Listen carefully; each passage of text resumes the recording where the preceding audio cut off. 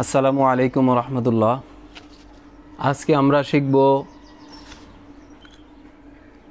17 নম্বর পৃষ্ঠা, অধ্যায় হলো 5 নম্বর অধ্যায় যোগের ধারণা। এখানে উদাহরণের কয়েকটি অঙ্ক দেওয়া আছে।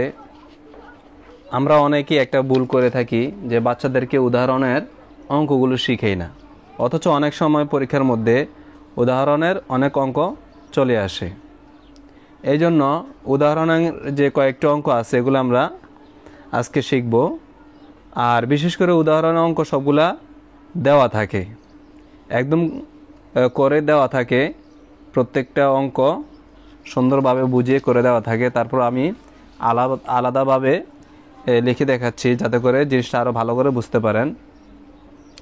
এখানে উদাহরণ 1 দেখেন, এখানে 3 সংখ্যার একটি যোগ দেওয়া হয়েছে।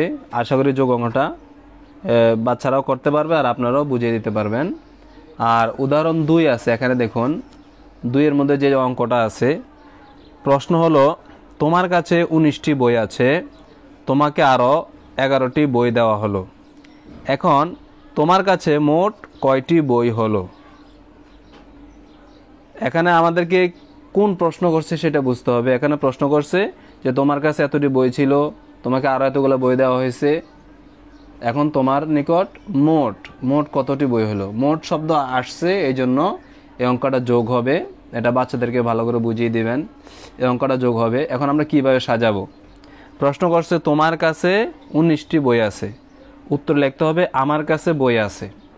প্রশ্ন করছে তোমার দিয়ে, উত্তর দিতে হবে আমার দিয়ে। আমার কাছে বই আছে 19টি, আরও দেওয়া হলো, অর্থাৎ আরও বই দেওয়া হলো সমান সমান 11টি। সুতরাং এটা না দিলেও চলবে, দিলেও চলবে, সমস্যা নাই। বই হলো, উদাহরণের ভিতরে লেখা আছে মোট বই হলো 30টি। মোট বই হলো 30টি। উদাহরণটা দেখলে বুঝতে পারবেন। এই যে দেখেন উদাহরণের মধ্যে লেখা আছে যে মোট বই হলো 30টি, উত্তর 30টি বই। কিন্তু যোগ অঙ্কের ক্ষেত্রে এই জিনিসটা সকলে খেয়াল রাখবেন, যোগ অঙ্কের ক্ষেত্রে মোটটা সবসময় শেষে থাকবে, মোটটা সবসময় শেষে থাকবে। যেমন বই হলো মোট 30টি, 9 আর 1 10, 10 শূন্য, হাতে আছে 1, 2 1 2, 2 আর 1 3, মোট হলো 30টি, উত্তর 30টি বই। এই বিষয়টা সকলে খেয়াল রাখবেন যে মোট যে শব্দটা এটা সবসময় শেষ হবে, লাইনের শেষ হবে, শুরুতে হবে না। মোট বই হলো এতটি, এভাবে হবে না, বই হলো মোট 30টি। ঠিক আছে। তারপর দেখুন উদাহরণ 3। উদাহরণ 3-এর মধ্যে কি লেখা আছে? লেখা আছে বশিরের নিকট আছে 47 টাকা, বশির নিকট আছে 47 টাকা, কবিরের নিকট আছে 29 টাকা, দুইজনের মোট কত টাকা আছে? এখানে মোট বলছে, অতএব অঙ্কটা কি হবে? যোগ হবে। তো আমরা কিভাবে সাজাবো? প্রথমে লিখবো বশিরের নিকট আছে সমান সমান 47 টাকা, কবিরের নিকট আছে, এই যে নিকট আছে এখানে ডট দিলে হবে, এই যে আমি ডট দিয়ে দিয়েছি, ডট দিলে হবে, এখানে আর লিখতে হবে না, নাম লিখতে হবে না, ডট দিলে চলবে। ডট দিয়ে কি বোঝায়? যে উপরে যেটা ছিল নিচে ওইটাই। তাহলে কবিরের নিকট আছে 29 টাকা, একটা টান দিয়ে লিখতে হবে দুইজনের আছে মোট 76 টাকা। এখন যদি বলেন দুইজনের মোট আছে এত টাকা, এভাবে হয়ে যাবে, কিন্তু লেখার সৌন্দর্য নষ্ট হয়ে যাবে। লিখতে হবে দুইজনে আছে মোট এত টাকা, মোট সবসময় শেষে থাকবে, এই কথাটা খেয়াল রাখবেন। উত্তর 76 টাকা। আর উত্তরটা এভাবেও সংক্ষেপে লিখতে পারবে বাচ্চারা, চাইলে এভাবেও লিখতে পারবে, তবে সংক্ষেপে এভাবে লিখলে ভালো, ভুল কম হবে। এভাবে যেহেতু পেঁচানো, এভাবে লেখার কোনো প্রয়োজন নাই, যারা পারবে তারা লিখবে।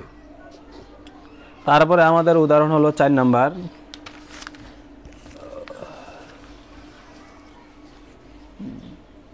4 নাম্বার অঙ্ক। 4 নাম্বারে কি লেখা আছে? একটি খাতার দাম 35 টাকা। একটি খাতার দাম কত? 35 টাকা। একটি কলমের দাম 15 টাকা। একটি কলমের দাম 15 টাকা। খাতা ও কলমের দাম কত টাকা? এখানে তো মোট দেয় না, তাহলে আমরা কিভাবে বুঝবো যে অঙ্কটা যোগ না বিয়োগ নাকি ভাগ? এখানে বলছে খাতা ও কলমের দাম কত টাকা। খাতা ও কলমের দাম ও দিয়ে বুঝাইছে যে মোট, যে খাতা ও কলম দুইটা মিলে কত টাকা। ঠিক আছে, তো এখন আমরা কীভাবে সাজিয়ে লিখব? একটি খাতার দাম 35 টাকা, একটি কলমের দাম 15 টাকা। খাতা ও কলমের দাম মোট 50 টাকা, এটা যোগ করলে হবে 5 5 10, 10 শূন্য হাতে আছে 1, 3 1 4, 1 5, 50 টাকা। তো এখানে একটা বিষয় খেয়াল রাখবেন, বাচ্চাদেরকে শেখানোর সময় এখানে সংক্ষেপে আপনি লিখতে পারবেন। এখানে যে আমি বানান করে দিলাম একটি, এখানে শুধু এক দিয়ে টি দিলেও হবে, এক দিয়ে টি দিলেও হবে। আর এখানে নিচে একের নিচে আবার এক দিয়ে টি দিলেও হবে, অথবা ডট ডট দিলেও হবে।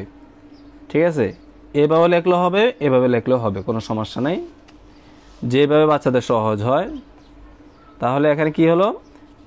একটি খাতার দাম 35 টাকা, একটি কলমের দাম 15 টাকা, একটা টান দিয়ে, সুতরাং খাতা ও কলমের দাম মোট 50 টাকা। এটাকে সুতরাং বলা হয়।